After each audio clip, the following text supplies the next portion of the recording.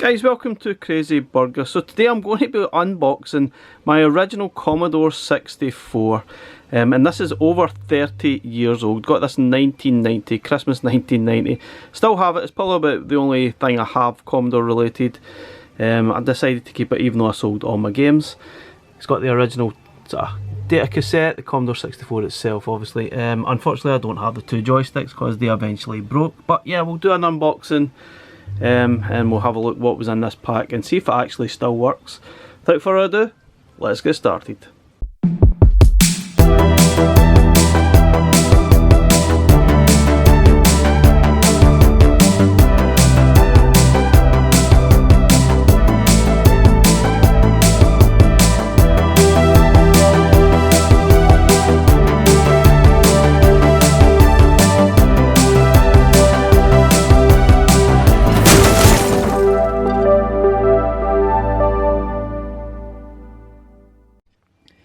Okay, the box is in pretty tatty nick. I mean, it's not bad, but it's not great. It's got a few sort of tears here and there, but overall it's actually not too bad considering the actual age of it.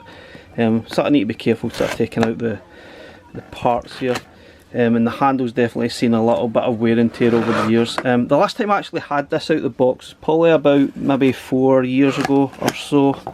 I was just testing it then before I was selling some games for it. But decided to actually keep this because it's not really worth a lot of money. It was pretty common, one of the best selling computers in the world at the time, and yeah, it's certainly quite common. So what I'm going to do is get all these things out. This is obviously the data cassette. Let's have a quick look at that before we unbox the rest. So that's the actual tape unit that you need to play your games on tape, that is. So let's put that to the side at the moment. And what else is in the box? So obviously got the computer down there. This is where the actual joysticks are kept. So unfortunately these joysticks that came with it broke long ago.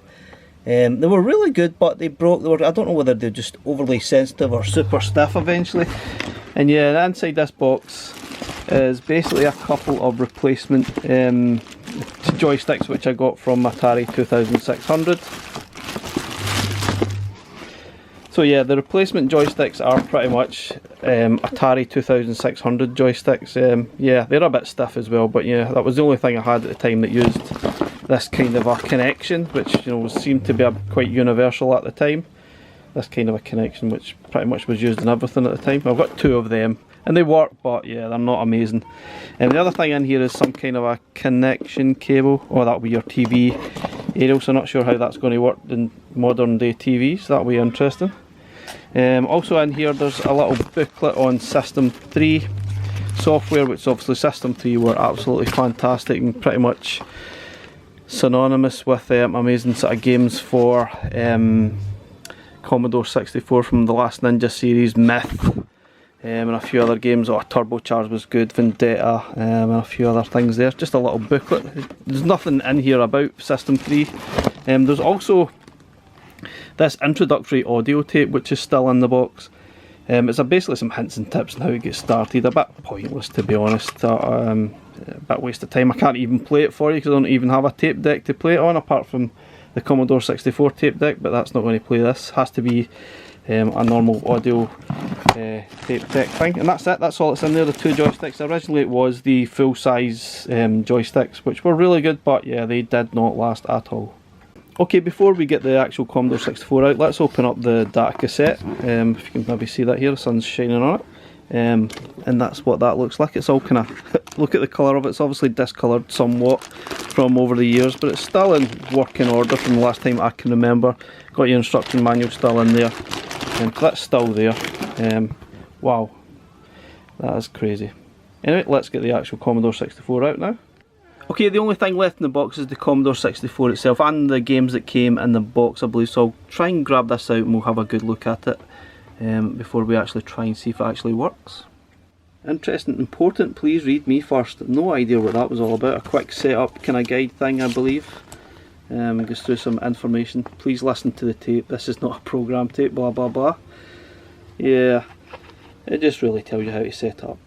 Yeah. That was okay if you were quite young and didn't know what you were doing, I guess, but yeah, these days it's pretty straightforward for an adult, I guess, and I've done it so many times I can just fire it straight back in the box. But yeah, let's have a look at the actual box before we get stuck in. It's giving you some pictures there of the floppy disk drive, a printer, and a little monitor that you can buy as extra, and here's the actual sort of stats of it. Yeah, it's kind of laughable by today's standards, I guess, but yeah, it's kind of funny to see that. But yeah, interesting stuff. Full-size typewriter style QWERTY layout, 62 keys, 4 function keys. Yeah, funny the things you sort of think are important to. This is from 1987 Commodore Electronics. I got this in Christmas 1990, so it's a few years old from that. That's the front of the box, nothing really special. Commodore 64, the actual computer itself, or the keyboard anyway. Okay, so here's a quick look at the actual keyboard before I even take out the packaging. It's still in pretty good nick. It's obviously got the power board there. But sadly, I've got a funny feeling I've actually sold the games that came with it. There's quite a number of games that came with it. Night Moves pack with Sly Spy, Nightbreed, Shadow Warriors, Midnight Resistance. Yeah, they were really good games, but I suspect I might have actually sold these on. And the other pack was a kind of a puzzle, Mindbenders it was called, and it came with Trivial Pursuit, which was brilliant, loved that. You've got Snare, was another puzzle game, Confusion, Split Personalities, and that was it really, and an introductory tape which we've already seen. But sadly, I actually think I've kind of sold them, I guess. Unless they're still up the loft, but I thought they would have still been in the box, but yeah, they're not there anymore. Yeah, let's have a quick look at something that's quite cool, which I found inside here. It's the actual user manual. The user manual is actually in really good nick. It looks like it's, you know, it looks like I never read it. But I did. I honestly definitely read this. Hi guys, Future Crazy Burger here. After I made this video, I realised that this manual is in fact brand new, and I purchased it maybe a couple of years ago from eBay as a replacement for my original Commodore 64 manual. If I recall, I had actually defaced it somewhat. It become ripped and become in a little bit of a state. So this one, even though I've sounded surprised that it's looking brand new as if I'd never touched it, it is in fact a brand new manual, which I've obviously forgot about. Anyway guys, back to the video. And get some tips on how to do some of this stuff, which is obviously doing some basic.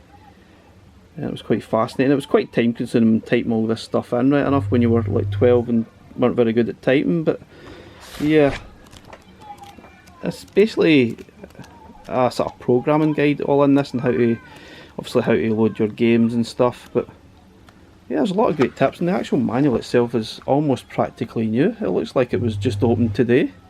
Absolutely crazy.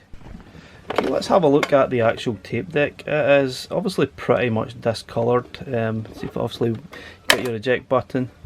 I can't even remember using the record at all. You've got play, rewind, fast forward, and you've got a tape counter as well, which you use to sort of reset it when required. It's got this really unusual connection, which is obviously probably common at the time.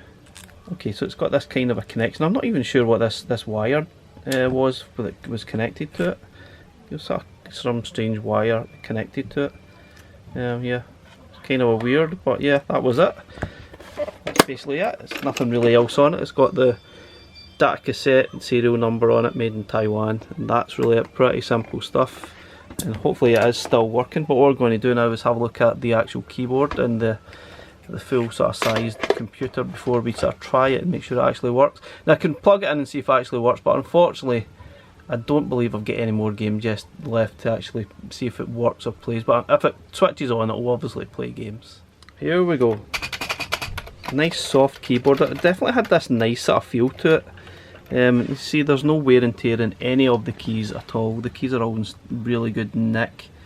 Obviously I did try my best to look after it. There's very little sort of dustage or anything on there. Obviously it's kind of discoloured a little bit. Obviously it was beige. You probably can't pick up on the computer, but it's slightly discoloured. You can see we'll sort of turn it around the side. We've got all these function buttons. I love the sort of mushy feel to the buttons. It was also really cool. So let's have a look at this side. Okay, so you've got your two joystick ports. You've got your on-off switch. and your power socket here, which obviously for the power, so I turn it round slightly. We have got, this is obviously where you put your cartridges, I believe. I think this is where you put your cartridges, or an expansion port if you need more memory, I believe. Not entirely sure what some of these are. That's obviously for your aerial to put into your TV, and then you've got other sort of serial and video ports, I guess, that you could use. Never really touched them, so I'm not entirely sure. These are, oh, that's to put your data cassette into here, and this is a user port. I'm not entirely sure what that was for. It could have been for other things like a disk drive or something. I can't remember. Really can't remember. But the other side, that's absolutely plain. There's nothing on it at all, and that's really it. Obviously, when it was coming on, this power light lit up in green, and you can see you've got loads of characters on the actual keyboard, which you can use the shift keys and a few other keys to try and utilise these graphic options when you're maybe programming and using BASIC, which was pretty cool. Anyway, I'll try and get this connected up and maybe turn it on, make sure it still actually works, which I'm sure it will, hopefully, but unfortunately not going to play any games with it. But yeah, that's still pretty cool. It's still in nice order. I'm pretty sure it'll be worth something at some point, but right now I don't think they're really not worth a lot of money due to the fact they're quite popular and there's lots of them out there. Also, before we get started, this is obviously the big power brick to turn it on. It's absolutely huge. It weighs, it honestly is a brick. It really is hard. You can see it's basically a dust collector in those sort of grooves there, which is a bit of a pain. But yeah, that's it. Pretty simple. I'll go and get this connected up now. Okay guys, eventually got this all set up, forgetting that you had to actually tune the channel into your modern TVs. It did actually take me a while to do it, because these things are usually automated and they sort of try and pick up digital frequencies, but I had to sort of do this manually and pick up the basic screen here. But you can see there's a lot of interference through the actual screen, which you kind of forget that this was a thing back in the day. There was a lot of interference on these really crappy sort of cables that connected to your TV. But anyway, I got it all set up. Everything seemed to be working fine, which was good news. Unfortunately, I've got absolutely no games here, but I obviously remembered a little bit of programming that we used to mess about, and just for fun, I guess. But yeah, unfortunately there's no games. I can't play anything to prove it actually works, but I'm assuming it'll probably work fine, or it'll probably take 10 minutes to load and then crash as per normal. But anyway guys, thanks very much for watching our video. I appreciate it. I'll catch you again in the next one. Bye for now.